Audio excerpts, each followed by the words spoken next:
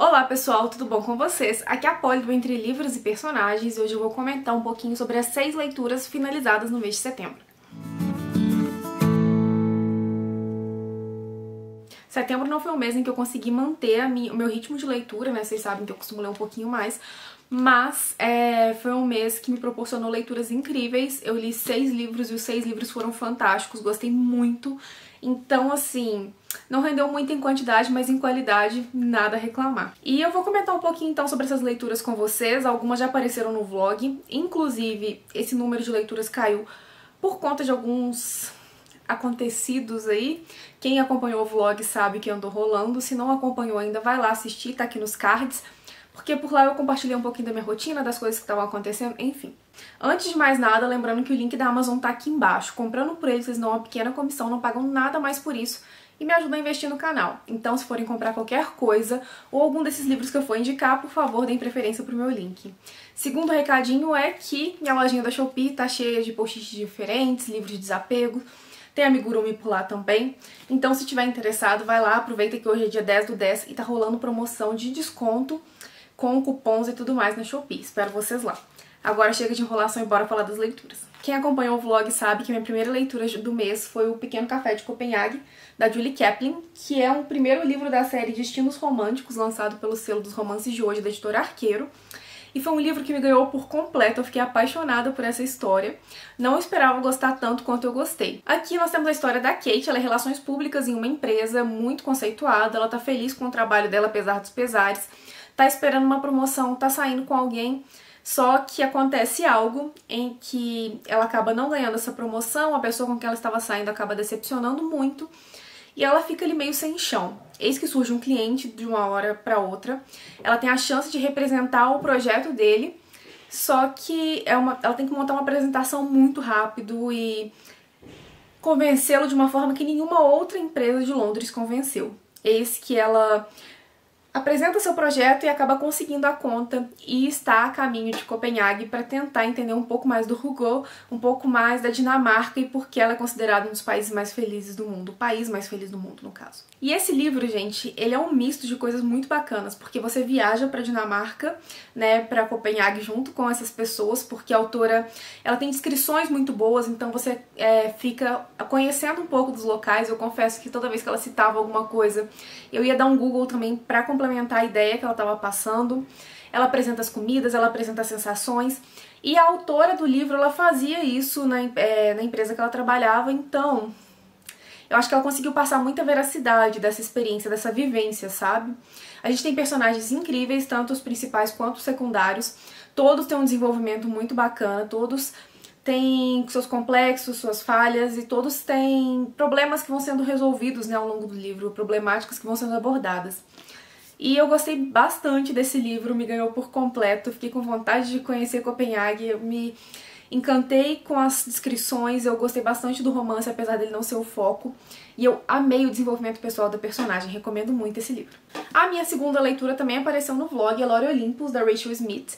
Inclusive, o segundo volume desta HQ está para ser lançado, viu, gente? Ó, aqui nós temos essas ilustrações com este traço belíssimo. E aqui nós temos basicamente uma releitura do conto da Perséfone e do Hades. Aqui nós temos Perséfone, a deusa da primavera, criada por Deméter, que era uma mãe bem controladora e que demora muito a deixar que ela conviva com os deuses do Olimpo. E nós temos o Hades, que é o nosso deus do submundo. E aí a gente vai ter uma releitura atual, como eu já disse, da história desses dois, da forma como eles vão se apaixonar e vão ter uma união totalmente improvável. A história é um pouquinho mais sombria, né? A história é original, mas aqui a gente tem uma coisa mais romântica. E assim, o primeiro ponto que eu achei bem bacana foi que ele tem uns avisos de conteúdo sensíveis aqui na frente, que são de abuso físico, psicológico, traumas sexuais e relações tóxicas. Então achei bem bacana trazer este aviso e acho bacana mostrar pra vocês também que, apesar de ser uma HQ super colorida e que parece ser super fofinha, ela tem esses pontos que são mais delicados e que, se você tiver mais sensível a esses temas, não seria uma boa pedida. Eu esperei terminar essa HQ suspirando e terminei com o coração partido. Então saibam que tem algumas cenas aqui que mexem bastante com o leitor e que, apesar de terem sido feitas de uma forma muito poética, São cenas tristes, são cenas mais pesadas. Então, assim, gostei muito dessa HQ. Tô louca pelo segundo volume, que já foi anunciado, e espero poder ler em breve, porque quero continuar acompanhando a história do Hades e da Perséfone. E a minha terceira leitura do mês foi o Água Fresca para as Flores, da Valérie Perrin. Acho que é assim que fala o nome da autora, não tenho certeza. E esse aqui foi uma das minhas melhores leituras do ano até agora, com toda certeza, sem sombra de dúvidas, porque foi um livro tocante, foi um livro emocionante, que ao mesmo tempo em que trazia mensagens muito importantes, ele me surpreendia também. Então, é o estilo de livro que eu amo e que me faz repensar muito, que me faz sentir. Então, não tinha muito erro. E ainda assim ele conseguiu me surpreender bastante, com uma escrita bem poética e bem bonita, e que envolve e enreda muito. Aqui a gente tem como protagonista a Violette Tussaud, que é uma zeladora de cemitério, e a gente vai conhecer uma história que se passa no período em que ela cuida desse cemitério e também na vida pregressa dela. Então a gente vai entendendo quem é essa mulher que é zeladora do cemitério e que parece se importar tanto com as histórias daqueles que foram, assim como aqueles que ficam, e quem foi essa mulher que no passado, sabe? O que fez com que ela fosse para esse cemitério, que ela aceitasse trabalhar ali. E ela tem uma história muito triste, mas ao mesmo tempo, assim, a força e a resiliência da personagem cativam muito o leitor. Ela é uma protagonista que você tem vontade de cuidar dela, de guardar num potinho. É um livro sobre perda, sobre luto, sobre vida, sobre escolhas. E apesar de falar muito da morte daqueles que foram, de uma forma muito bonita, de uma forma muito profunda, é um livro que vai falar muito também daqueles que ficam, daqueles que perderam seus entes queridos. E, sério, foi um livro lindíssimo, me emocionou muito, me surpreendeu muito. O final me deixou de queixo caído. E eu já emprestei pra minha mãe também, ela já leu, já amou também. Então recomendo que vocês também leiam, porque, sério, esse livro é perfeito, perfeito. A leitura seguinte foi Norte e Sul, da Elizabeth Gaskell. E esse aqui, gente, vai ter um vídeo específico falando sobre ele, porque ele foi a leitura conjunta lá do Clube do Telegram. Inclusive, eu ainda tenho que marcar a discussão final, mas enfim. E foi um livro que me recomendaram muito, porque falaram que quem se apaixona por Orgulho e Preconceito possivelmente se apaixonaria por esse livro aqui também, porque o casal é muito similar. E realmente, eles têm questões muito parecidas, assim, com Darcy e Elizabeth. Mas eu acho que esse livro aqui, apesar de ter um romance, o foco dele não é um romance, sim a discussão social sobre a Revolução Industrial, sobre um norte e um sul, onde um ainda era muito agrícola e o outro estava começando ali a se industrializar, as questões de diferença de cultura. Enfim, eu não vou ficar entrando muito em detalhes, porque senão daqui a pouco eu começo a falar e não paro. Mas já adianto que eu amei esse livro, que eu amei a forma como a autora constrói essa discussão de classes, a discussão social que é trazida aqui no livro. Ela é bem imparcial, diga-se de passagem. E sim, nós temos um casal aqui também que é bem bacana e que é bem diferente do desenvolvimento deles, da Elizabeth pro Darcy. Não sei se seria bem diferente, mas assim...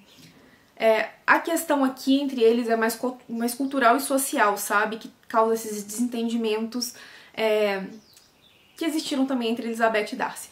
Enfim, não vou ficar entrando muito em detalhes, porque eu vou explicar muito direitinho no meu vídeo, mas já adianto que foi um livro que eu amei e que eu quero ler muito a continuação, que é meio que uma fanfic, né, que foi um fã que construiu, porque ela vai ter mais romance, e eu queria um pouquinho mais de romance entre esses dois, eu queria ver um pouco mais deles, mas ainda assim foi uma leitura fantástica. E a minha leitura seguinte, eu acredito que eu finalizei uma série de romances de época que eu tava amando. Eu não tenho certeza ainda, porque eu não achei uma informação muito precisa sobre isso, mas se realmente foi o último livro, eu vou fazer um vlog. Um vlog não, um vídeo, né, comentando sobre toda a série com vocês, que é a série Querida Conselheira Amorosa. E o último livro dela que eu li foi A Mentira sobre Amores e Herdeiras, da Laura Ligerke. E, gente, assim como toda a série foi incrível, eu me apaixonei muito por essa história, pelos personagens. E se foi realmente o último livro, como eu disse, fechou com chave de ouro, porque a gente teve a história do Jonathan, que é irmão das protagonistas dos primeiros livros. A primeira é Irene, né? A segunda é Clara, não tenho certeza, mas eu vou deixar aqui na tela. E nós temos aqui o irmão que foi embora, que brigou com o pai, que foi deserdado. A gente vai entender o que aconteceu com ele nesses anos. E a gente acaba se dando conta de que ele era um rapaz com um tino muito bom para os negócios e que aproveitou esse talento para construir um império ao lado de um amigo. Eis que esse amigo falece e pede para que ele seja o responsável por sua filha, que ele seja o guardião dela. O Jonathan aceita e ele fala que essa menina está numa escola para mulheres, e o Jonathan vai acreditando que ele é uma menininha pequena de Maria Chiquinha, que ele vai deixar lá por mais uns anos e que depois vai inseri-la na sociedade, que ele vai ter tempo pra isso, que ele não precisa se preocupar com isso agora. Só que não. A Marjorie já tá entrando ali na fase adulta, ela já foi abandonada durante toda a vida, já foi negligenciada durante toda a vida, e tudo que ela quer é poder ir pra Londres, debutar e tentar conseguir um casamento, formar uma família e finalmente ter aquele afeto e aquele acolhimento que ela nunca teve durante toda a vida. Eis que o Jonathan vê lá e fala, nossa, vai ficar mais um ano aí, eu vou embora e você vai ficar porque eu não tenho condições de lidar com você agora. Só que a Marjorie também não vai aceitar ser deixada de lado de novo e vai acabar fugindo dessa escola e entrando no navio e indo pra Londres com o Jonathan. E aí a gente vai ver a história se desenrolar, só por aí já dá pra entender que eles vão sentir uma atração, um sentimento um pelo outro. Não é nada instantâneo, obviamente ele já vê que a Marjorie é uma mulher muito bonita logo de cara, mas os sentimentos, né, aquela atração começa a surgir com o tempo. E é muito bacana ver a forma como a história dos dois vai se desenrolando, como você vai vendo os traumas que os dois carregam e também a forma como a Marjorie, apesar de ser uma mocinha que viveu muito protegida pelos muros do colégio, ela não é iludida, sabe, com a realidade dela. Ela sabe o que ela quer e ela sabe que ela não está disposta a abrir mão dos sonhos dela de formar uma família, de sossegar e de ter um porto seguro por causa de um sentimento que talvez não dure por toda uma vida. Então a gente vai ver esse sentimento de se desenrolar, esse relacionamento entre os dois. E foi um livro muito gostoso de ler. Não foi meu favorito, eu acho que ainda fico com o primeiro como meu favorito, mas ainda assim foi uma leitura muito boa e muito gostosa, que deu pra matar um pouquinho da saudade dos meus romances de época. E pra fechar meu mês com chave de ouro, eu li Gente Ansiosa, do Frederick Backman. E, gente, que livro incrível, sério. Eu já imaginava que eu fosse gostar pelos comentários, né, que eu já tinha ouvido falar sobre o livro e tudo mais, as pessoas que tinham indicado. Mas eu não imaginava que eu fosse amar tanto e que ia se tornar um favorito e que eu ia devorar o livro e marcar várias coisas e ficar alucinada com a história, porque, sério, foi uma das minhas melhores leituras do ano também, com toda certeza.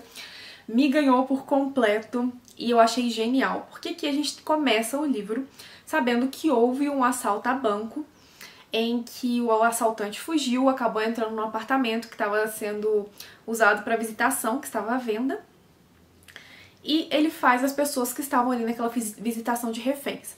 Eis que o sequestro acaba, abre-se o apartamento, os reféns saem, e o assaltante sumiu. Pra onde foi esse assaltante? Quem é ele? O que aconteceu com ele? E o autor aqui nos presenteia com uma história que a gente começa escutando as testemunhas do caso. Você fala, gente, não tem uma pessoa que tá batendo bem nesse lugar.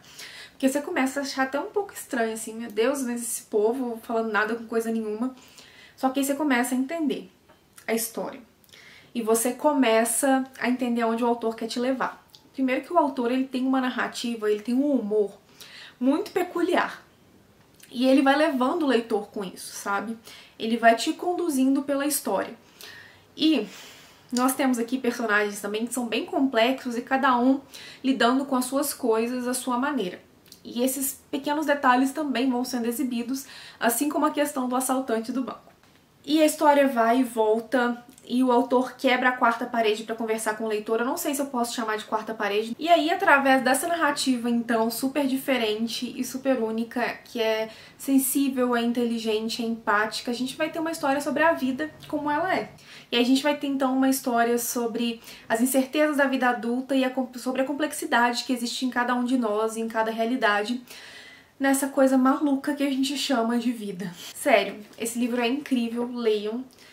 Eu sei que talvez falando pareça uma coisa meio fora da casinha, mas eu tenho certeza que se você der uma chance e conhecer a escrita desse autor, você vai acabar ficando encantado e totalmente rendido a esse livro. E bem, pessoal, essas foram as leituras do mês de setembro. Me contem embaixo se vocês já leram algum desses livros, se tem vontade de ler.